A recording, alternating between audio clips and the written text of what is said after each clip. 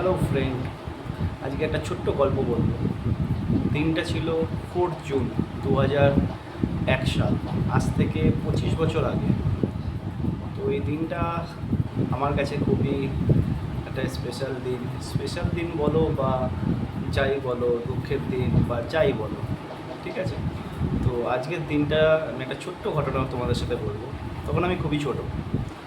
তো সেই টাইমে 2001 সালে আমার মা আমাকে ছেড়ে চলে যায়, আমাকে, আমার দাদা, দুই দিদি। তো তখন দুই দিদির বিয়ে হয়ে গেছিলো। তো দাদার আমি ছিলাম। তো তখন মা মারা যায়। তো ছোটোবেলায় অতটা বুঝতাম না যে মা মারা গেছে, মা জিনিসটা কী। তো দিনকে দিন যত বড় হচ্ছি, যত বছরের পর বছর কাটছে, তো একটা জিনিস মনে হয় আজকের দিনটা আমার কাছে এখনও চোখে ভাসে। আমার মা আমাকে ছেড়ে চলে গেছিলো, মানে আমাদের ছেড়ে চলে গেছিলো। আমার বলা ভুল, মানে আমার আমার ফ্যামিলি, মানে সবাই।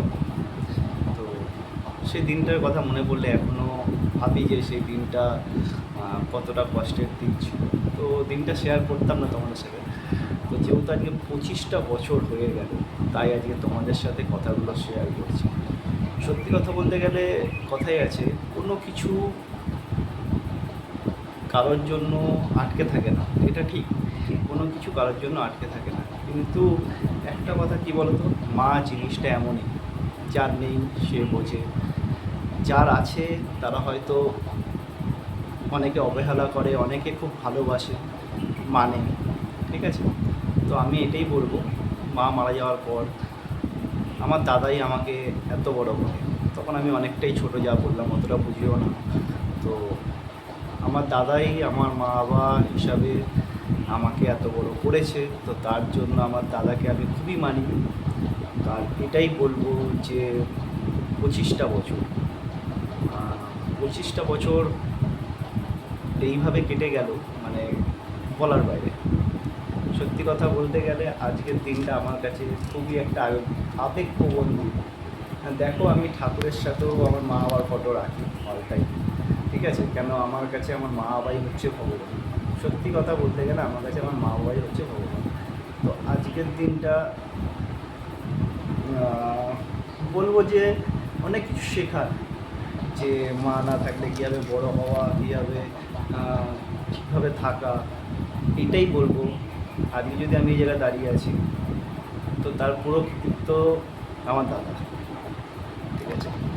কেন, আমার দাদা যেভাবে আমাকে গাইড করে বড় করেছে, ঠিক আছে, যেইভাবে আমি মোটামুটি যা চেয়েছি সবই পেয়েছি। তো সে তার জায়গাটা পুরো মা বাবার জায়গা পালন করেছে।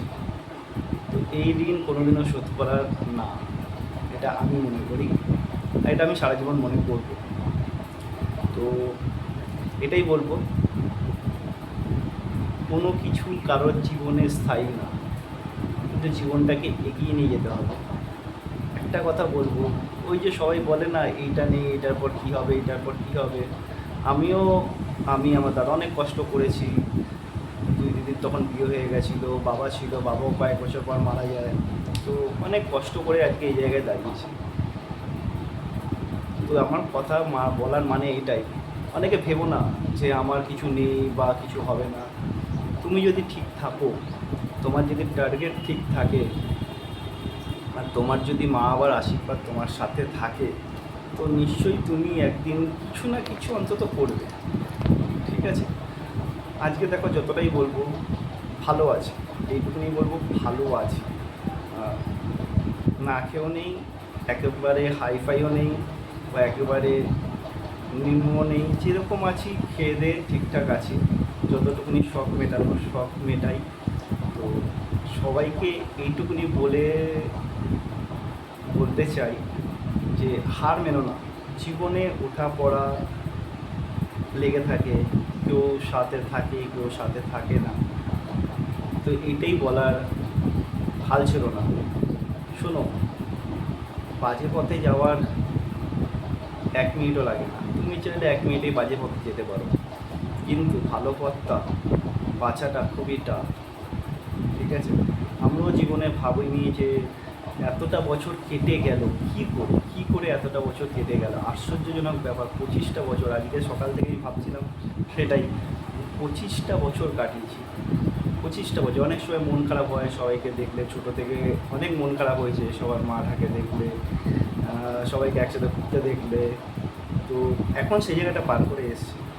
তো এটা বলবো যে কাউকে মনটাকে শক্ত করে এগিয়ে চলো, জীবন একটাই, হার মেনো না, সোজা পথে তাকাও, টার্গেট ঠিক রাখো। হয়তো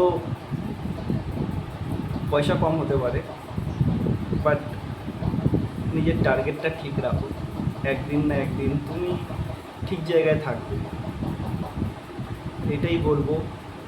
আমার কাছে 25টা বছর অনেক বছর, 25টা বছর কাটানো এরকম দাদার সাথে। তো মধ্যিখানে 4-5 বছর একে মা মারা যায়, 2008-এ বাবা মারা যায়, তো 7 বছর। তারপর দিয়ে আমি আমার দাদার কাছে। তো এতটা বড় হয়েছি, আমার দাদা আমাকে না এক পর্যন্ত বকা দিয়েছে না থাপ্পড় দিয়েছে, জাস্ট বুঝিয়েছে কোনটা কী করলে করতে হয়। তারপরে তো আমার নিজের ব্যক্তিগত মতামত আছে, ভুল গুটি সব কিছু নিয়েছি বল। তো তাই বলবো সবাইকে একটাই কথা, হাল ছিল না। জীবন পেয়েছো, কষ্ট হলেও বেঁচে থাকতে হবে সবাইকে, ঠিক আছে? আর লড়াই করে বাঁচতে হবে। তাই বলবো আজকের দিনে দাঁড়িয়ে, তোমরা দেখতেই পাচ্ছ পিছনে আমার মা বাবার ফটো। আর আজকের দিনটা তো কিছু করা হয় না, জাস্ট একটু জল মিষ্টি দেওয়া হয় আর একটু মালা দেওয়া হয়। তো তাই বলবো যে সবাই ভালো থাকো, সুস্থ থাকো, সবাই এগিয়ে চলো। আজকে হয়তো তোমাদের সাথে ভিডিওটা করলাম, একটু মনে হালকা হলাম বা কিছু, বা তোমাদের বললাম যে 25টা বছর কাটানো কোনো একটা সোজা ব্যাপার না। 25টা বছর, 25টা বছর কী করে কেটে গেল আমি নিজেও জানি না। শুধু এইটুকুনি মনে আছে, ছোটোবেলায় মার সাথে হাত ধরে হাঁটা, মাকে জড়িয়ে ধরে ঘুমানো। তো এইসব কথা ছোটোবেলায় সত্যি কথা বলতে গেলে খুবই আবেগপূর্ণ। তাই বলবো সবাই সবার মা বাবাকে ভালোবাসো, নিজের ফ্যামিলিকে ভালোবাসো। দাদা দিদি, আমার 2 দিদিও আছে, তো দিদিও খুব সাপোর্ট করে। তো তাই বলবো ফ্যামিলি নিয়ে এগিয়ে চলো সবাই, ঠিক আছে? কেন ফ্যামিলি ছাড়া জীবনের সাথে কেউ থাকে, বন্ধুবান্ধব আছে, কিন্তু ফ্যামিলিটাও থাকা খুব দরকার। তো আজকে হয়তো আমার দাদা যদি না থাকতো বা আমি যদি একা হতাম, তো আমি নিজেও জানতাম না কী করবো না করবো। তাই বলবো জীবনের পথে চলতে গেলে সবাই সবাইকে দরকার। তো একটা কথাই বলতে চাই, 25টা বছর কাটিয়েছি, আরও কত বছর কাটাবো জানি না, কিন্তু 25টা বছর ধরে মাকে ফুল মিষ্টি দেওয়া, মালা দেওয়া কোনো দিন আজ পর্যন্ত ভুলিনি, বা বাবারও মৃত্যুবার্ষিকী কোনোদিন ভুলিনি, না ভুলতে চাই। তো এটাই বলবো, মা আবার পরে যদি কেউ থাকে সেটা হচ্ছে আমার দাদা। আমার দাদা আমার কাছে খুবই স্পেশাল, হয়তো কোনোদিন আমার সাথে ভিডিওতে আসেনি বা কোনো কিছু না। তো এটাই বলার, উপরওয়ালা আছে, ঠাকুর আছে, তো কিছু না কিছু ঠিক সবাইকে সব পথ দেখিয়ে দেয়।